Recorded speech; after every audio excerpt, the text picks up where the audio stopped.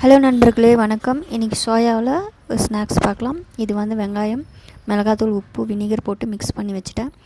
கொஞ்சம் சோயா சங்க்ஸை வேக வச்சு எடுத்துகிட்டு அதோட கடலை மாவு, சால்ட்டு, சில்லி பவுடர், கொஞ்சம் லெமன் இது எல்லாமே மிக்ஸ் பண்ணி கொஞ்சம் நேரம் ஊற வச்சுட்டேன்.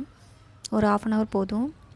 இதுக்கு பின்னாடி ஒரு பேனில் எண்ணெயே விடாமல் எல்லா சோயா சங்க்ஸும் அதில் போட்டுட்டு கொஞ்சமாக ஒரு 2-3 சொட்டு எண்ணெய் விட்டுட்டு நல்லா ஃப்ரை பண்ணி எடுத்துக்கிட்டேன்.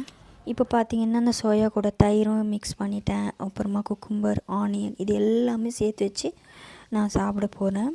இதில் எல்லா விட்டமின்ஸும் நிறையா இருக்குது, ப்ரோட்டீன்ஸ் இருக்குது, ஃபைபர் இருக்குது. இந்த மாதிரி நீங்கள் மார்னிங் பிரேக்ஃபாஸ்ட் சாப்பிடும்போது உங்களுக்கு வெயிட் லாஸ் நல்லாவே இருக்கும், பசியும் எடுக்காது. டிஃப்ரெண்ட்டான டிஷ் ட்ரை பண்ணி பாருங்கள்.